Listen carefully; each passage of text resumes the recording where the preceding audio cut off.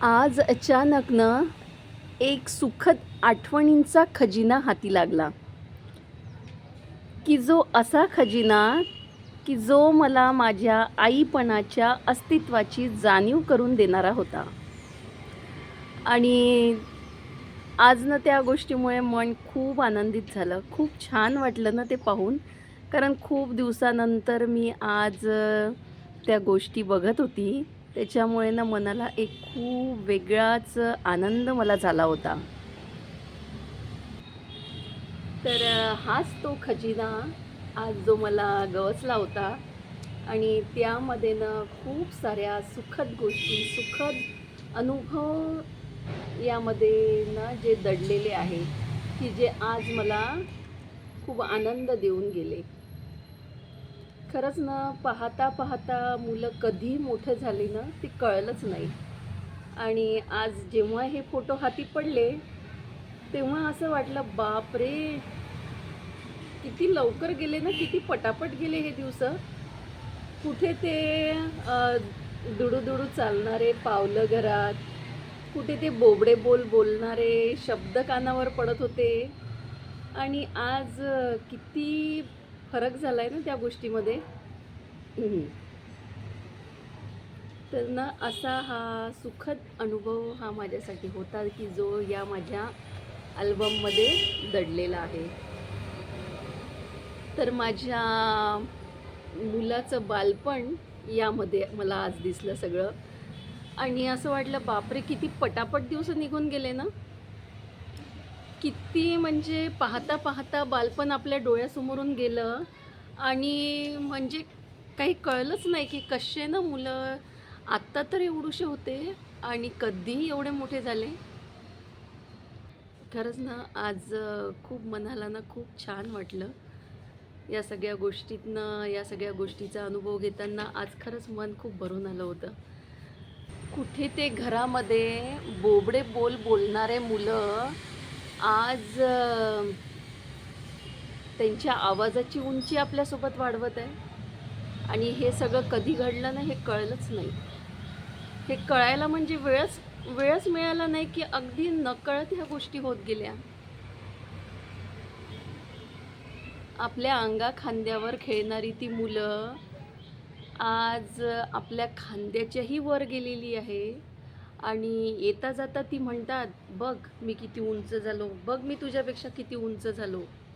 सतत आपल्या खांद्याला खांद्या लावून हे दाखवत असतात आणि ना हे सगळं कधी घडलं हे कळलंच नाही. किती नकळत घडलं हे सुद्धा कळलंच नाही. सतत आई आई म्हणणारी, सतत आईच्या मागे मागे असणारी, आईचा पदर धरून चालणारी ही मुलं कधी न आईला न सांगताच घरातून खेळायला जायला लागली हे सुद्धा कळलं नाही. किती नकळत या गोष्टी घडल्या हे काहीच कळलं नाही. आईशिवाय पान न हलणारी मुलं, की ज्यांचं आईशिवाय बिलकुल निभायचं नाही, आज ती मुलं मोठे मोठे म्हणजे निर्णय घ्यायला लागली, की जिथे त्यांना आईला विचारायची गरजसुद्धा पडत नाही. रात्री झोपताना गोष्ट सांग म्हणून हट्ट करणारी आज टीव्ही आणि मोबाईल पाहता पाहता झोपी जायला लागली. हे सुद्धा कधी घडलं ना हे सुद्धा कळलं नाही. कशा गोष्टी पटापट पटापट निघून गेल्या ना खरंच काही कळलं नाही. आणि माझं आईपण तर अजूनही तिथेच आहे. मी तर अजूनही त्याच गोष्टींमध्ये रमलेली आहे, की माझं बाळ जे सतत मला माझ्या मागे मागे मागे मागे राहायचं. मी कुठे थोडी जरी त्याच्या नजरेआड झाली तरी म्हणजे तो घर डोक्यावर घ्यायचा. आई थोडी जरी नजरेआड झाली तर जो मुलगा घर डोक्यावर घ्यायचा, आज तो मुलगा आईला सोडून राहायला लागला आणि ह्या सगळ्या गोष्टीनं कधी घडल्या काही कळलंच नाही. आई त्याला घास भरवायची तेव्हा निमूटपणे गिळायचा आणि आज हीच भाजी केली, तीच भाजी केली, मला हे नको, मला ते नको, असं कधी सांगायला लागला नाही हे सुद्धा कळलंच नाही. किती दिवसभरावर बदलून गेले ना, खरंच हे सुद्धा कळलं नाही. आणि मी अजूनही म्हणजे आई अजूनही तिथेच आहे. आईला अजूनही वाटतंय की माझं बाळ छोटंच आहे, छोटंच आहे आणि ते आईसाठी नेहमी छोटंच असतं. आई त्याच्या सुखद आठवणींमध्येच रममाण असते आणि ते मूल कधी मोठं होतं ते आईला कळतच नाही.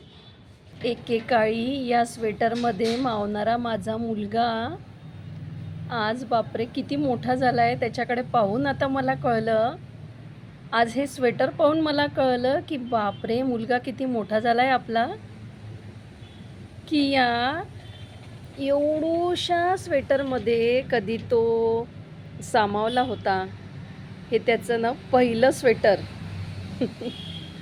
आणि आज विचार केला तर खरं वाटते, अरे बापरे ह्या स्वेटरमध्ये सामावला होता तो, या स्वेटरमध्ये तो ॲडजस्ट झाला होता. आता पाहिलं ना तर आश्चर्य वाटते या गोष्टींचं. खरंच ना किती पटापट दिवस निघून गेले ना, खरंच काही कळलंच नाही. खूप सुखद क्षण होते हे, खूप सुखद क्षण होते. खूप सुंदर अनुभव होता यामध्ये दडलेला. आणि खरंच हे दिवस ना कधी परत येणार नाही, ना त्यांच्यासाठी ना आपल्यासाठी.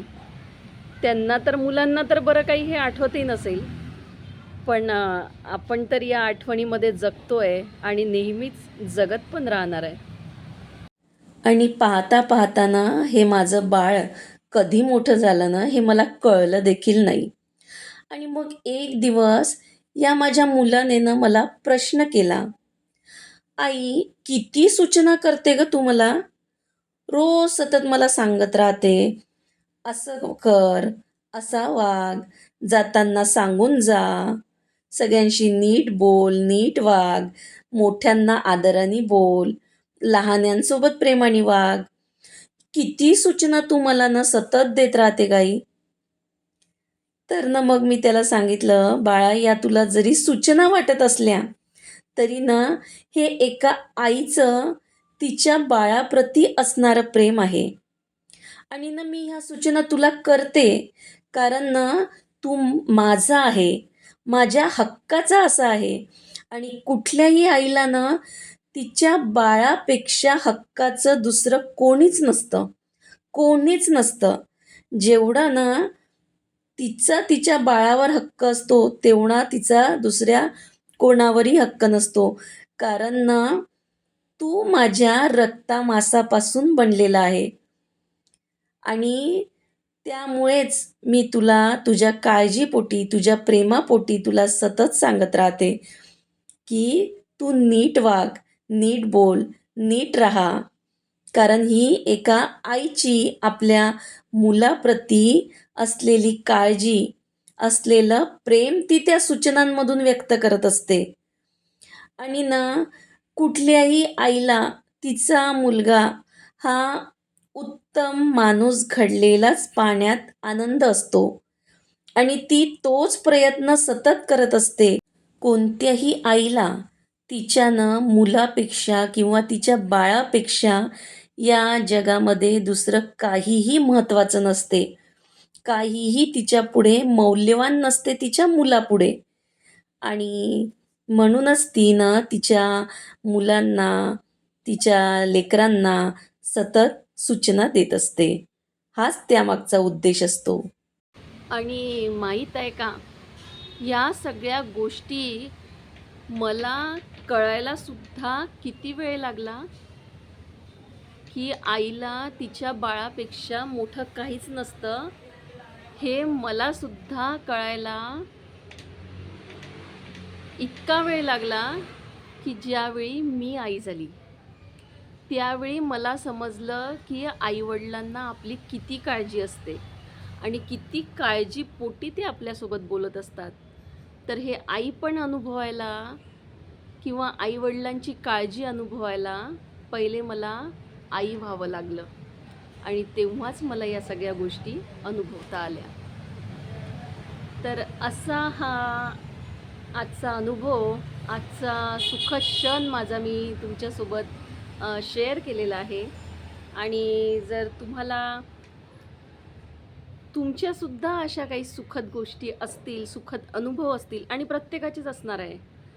तर नक्कीच मला तुमचे अनुभव किंवा तुमची मुलं कधी मोठी झाली, हे तुम्हाला कधी कळलं, हे तुम्ही नक्कीच मला कमेंट्सद्वारे कळवू शकता. आणि जर माझा व्हिडिओ तुम्हाला आवडला असेल, तर एक लाईक जरूर करू शकता. धन्यवाद.